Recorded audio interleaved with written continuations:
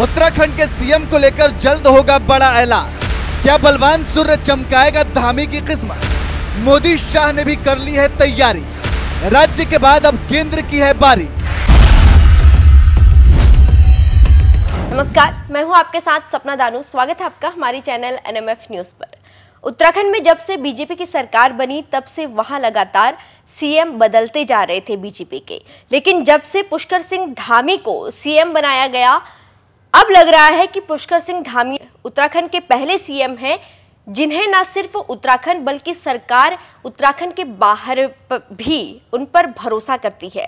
जिस तरीके से वो लोकसभा चुनाव 2024 में एक्टिव रहे, जिस तरीके से उन्होंने उत्तराखंड के चुनावों के बाद अन्य राज्यों में जो है सरकार के चुनावों में जो है अहम भूमिका निभाई, और जिस तरीके से वो बड़े बड़े डिसीजन लेने में संकोच नहीं करते, अब उन्हें इस बीच ऐसे कयास लगाए जा रहे हैं, ऐसा माना जा रहा है कि पुष्कर सिंह धामी जो है केंद्र का चेहरा बन सकते हैं।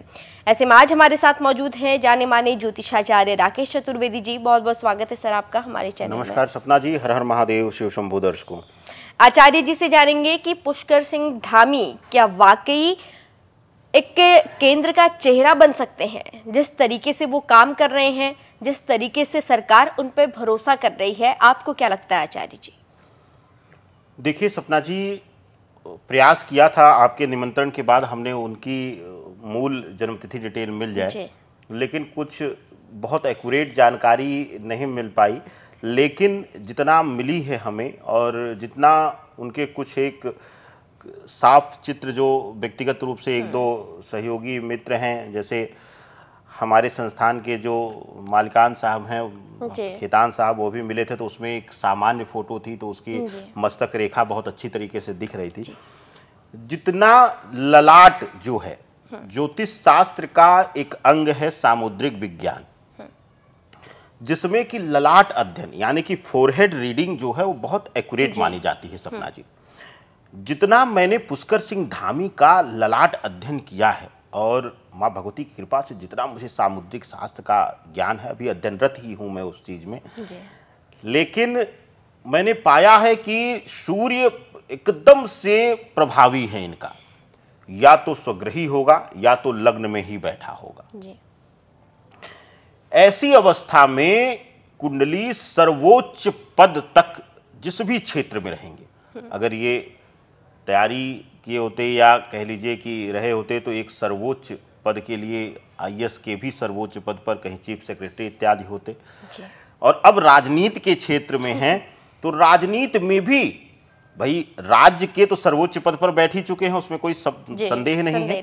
लेकिन जितना अध्ययन हमने किया है, सूर्य का एकदम से उच्च प्रभाव इनके ललाट से झलकता है, और यही एक कारण है कि इनके अंदर ऐसा ताप है जो फड़फड़ा के दिखाते नहीं हैं, यानी कि कोई गलत बयानबाजी नहीं करते हैं, लेकिन जहां जरूरत पड़ती है कठोर से कठोर निर्णय लेने में भी पीछे नहीं हटते। ये हम लोगों ने देख लिया है। जिस कानून को लेकर सभी राज्यों में हंगामा मचा हुआ था, लेकिन किसी भी मुख्यमंत्री में यह कुवत नहीं हो पाई कि वह हिम्मत नहीं हो पाई कि वो लागू कर पाए, उसको पुष्कर सिंह धामी ने प्रत्यक्ष ला करके सबको दिखा दिया कि नेतृत्व हो, लीडरशिप हो।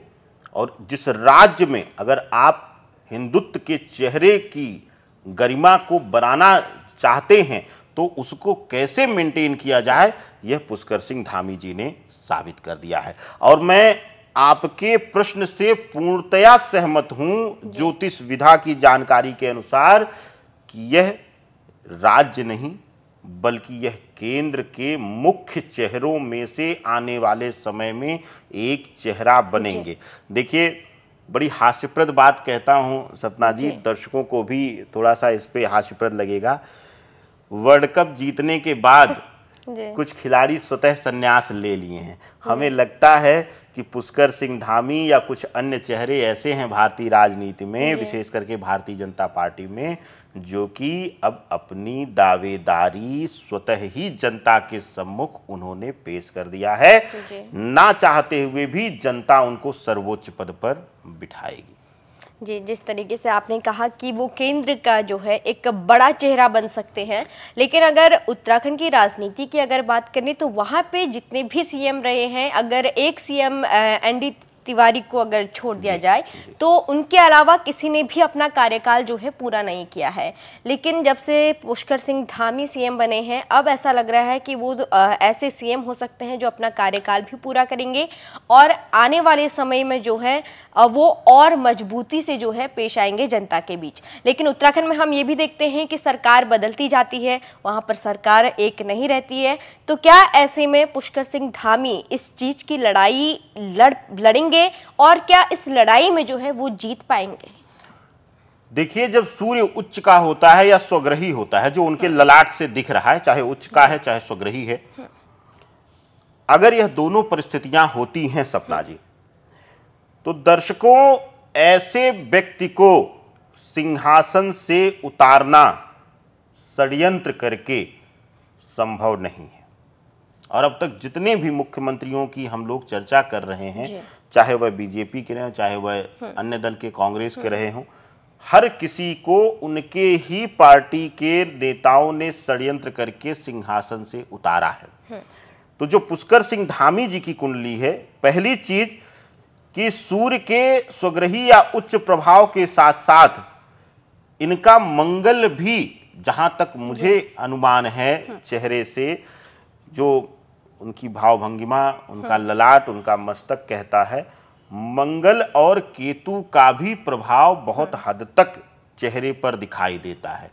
मंगल केतु कराता क्या है सपना जी? मंगल केतु शांत होकर भी कठोर निर्णय और अपने अधिकारियों पर एक अच्छी कमांड रखने की कला देता है। यानी कि ऐसे व्यक्ति, जो पुष्कर सिंह धामी का जो चेहरे से व्यक्तित्व निकल कर आता है, खिल करके आता है, कि डांट करके भी काम कराने में माहिर होते हैं और उसको पीठ सहला करके, पुचकार करके भी एक बच्चे की तरह काम कराने में माहिर होते हैं। तो ऐसा राजनेता हमेशा सर्वोच्च पद की गरिमा को बनाए रखता है। और पुष्कर सिंह धामी जी की जो कुंडली है, वह इस विषय में ललाट रेखा से जो मैं जितना अध्ययन कर पा रहा हूं, बहुत ही मजबूत है और सनातन संस्कृति में, सनातन सभ्यता में एक अच्छे राजनेता, एक अच्छे प्रतिनिधि के रूप में, एक अच्छे लीडर के रूप में यह आगे बढ़ सकते हैं। और बढ़ते हुए मैं देख रहा हूं, जो स्थिति ग्रहीय दृष्टिकोण से वर्तमान गोचर में है, चाहे शनि की वक्री अवस्था है, अगर आप देखेंगे 29 जून से शनि वक्री हुआ है, उसके बाद से इनके खिलाफ थोड़ा सा अब सितंबर लास्ट तक, अक्टूबर लास्ट तक षड्यंत्र होंगे, छोटे मोटे लोग साजिश करेंगे इनके प्रभाव में कमी करने के लिए, इनके खिलाफ षड्यंत्र करने के लिए। आगे आने वाले समय में कांवड़ यात्रा आरंभ हो रही है, हो सकता है उसमें भी कुछ उपद्रवी जो सनातन के नाम पर उपद्रव करके और इनके नाम को धूमिल करने का प्रयास करें। लेकिन यह सब जो उद्दंडता है, उन सभी को यह दबा देंगे अपनी कार्य क्षमता, अपनी दक्षता के माध्यम से, अपने नेतृत्व के माध्यम से, अपने अधिकारियों के ऊपर एक अच्छी कमांड, एक नेतृत्व के लीडरशिप के गुण से यह हर किसी दोष को, हर किसी षड्यंत्र को दबाने में कामयाब हो जाएंगे। आचार्य जी, जिस तरीके से हम देखते हैं कि बीजेपी जो है सनातन धर्म को बहुत आगे लेकर जा रही है अपने राज्य में, और अगर हम योगी आदित्यनाथ के बाद अगर किसी सीएम को देखते हैं तो सरल, और हालांकि सीएम योगी जो है सरल और सौम्य तो नहीं है, लेकिन पुष्कर सिंह धामी की अगर बात करें तो वो एक सरल हैं, सौम्य व्यक्ति हैं और साथ ही एक सनातनी चेहरा है जिसकी खोज जो है बीजेपी कर रही थी। और क्या इसका फायदा बीजेपी को होगा? देखिए, आपने दोनों चेहरों का जिक्र किया, दोनों में मैं जो विषमता है मैं उसको कुंडली के अनुसार ग्रहीय दृष्टिकोण से दर्शा दूं। योगी आदित्यनाथ जी की कुंडली में षष्टम राहु है जी। षष्टम राहु होने पर जान तक की शत्रुता आ जाती है, यानी उनकी जान पर भी आफत आ जाती है ऐसे व्यक्तित्वों के, ऐसा षड्यंत्र होता है। और ये योगी आदित्यनाथ के साथ हो चुका है। उनके ऊपर कई बार बम फेंकने का प्रयास किया गया, मारने का प्रयास किया। जो राहु प्रधान और शनि प्रधान व्यक्ति रहेगा वह अपनी उग्रता छिपा नहीं पाएगा। यही एक कारण है कि रोते हुए भी योगी आदित्यनाथ जी ने कहा संसद में कि जब समय आएगा मेरा तब मैं जवाब दूंगा। और जब समय आया तो उन्होंने उस बात को पुनः जवाब दिया कि आज मेरा समय है, आज देखिए लोग रो रहे हैं, कल मैं रोया था, आज लोग रो रहे हैं। इसके विपरीत पुष्कर सिंह धामी जी की जो कुंडली है वह सूर्य प्रधान है। सूर्य प्रधान कुंडली में क्या है, सूर्य क्या स्वभाव कैसा है? सूर्य एक फिक्स है, उदय होगा, लालिमा लेगा, उच्च ताप पर आएगा, तो उसके सामने जो लोग आएंगे स्वतः भस्म हो जाएंगे।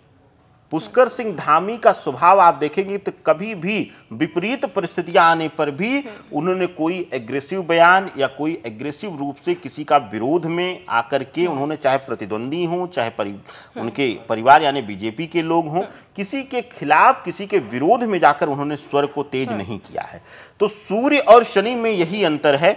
शनि हमेशा ताकत दिखाने का प्रयास करता है जब समय आता है, सूर्य ऑलरेडी उसमें तेज है, उसमें बलवान है, तो वह स्वतः अपनी चाल, अपने रास्ते पे चलता रहता है। और जो छोटे मोटे जो घास पतवार या रुकावटें आएंगी वह स्वतः जल करके भस्म हो जाती हैं। इस तरीके का मूल स्वभाव पुष्कर सिंह धामी जी का है। जी, एक आखिरी सवाल आपसे करना चाहूंगी। जिस तरीके से हमने देखा है पुष्कर सिंह धामी ने बड़े बड़े डिसीजन लिए हैं अपनी सत्ता में और उसके परिणाम भी देखने को मिले हैं।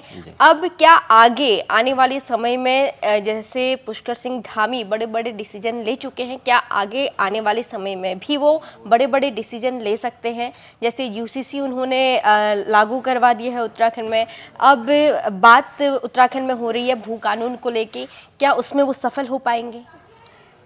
देखिए, उनकी कुंडली के अनुसार चाहे वह मंगल की स्थिति हो, चाहे वह सूर्य की स्थिति हो, ऐसा व्यक्ति अपनी सरजमी के लिए बहुत कुछ बड़े परिवर्तन करता है जी। और मातृभूमि के लिए लड़ने की ताकत ऐसे व्यक्ति के अंदर रहती है। तो आने वाले समय में हो सकता है कि कुछ और बड़े कठोर निर्णय उत्तराखंड की देवभूमि को, सनातन भूमि को बचाने के लिए और उसके निर्माण के लिए पुष्कर सिंह धामी लेते हुए नजर आएंगे, इसमें कोई संदेह नहीं है। जी, बहुत बहुत धन्यवाद आचार्य जी आपका। आपने हमें बताया कि सीएम पुष्कर सिंह धामी का राजनीतिक भविष्य क्या है और बीजेपी उन पर जो है कभी भी दांव खेल सकती है और वो बड़े बड़े डिसीजन लेने में जो है जिस तरीके से संकोच नहीं करते हैं, आगे भी संकोच नहीं करेंगे। अभी के लिए दीजिए इजाजत, नमस्कार।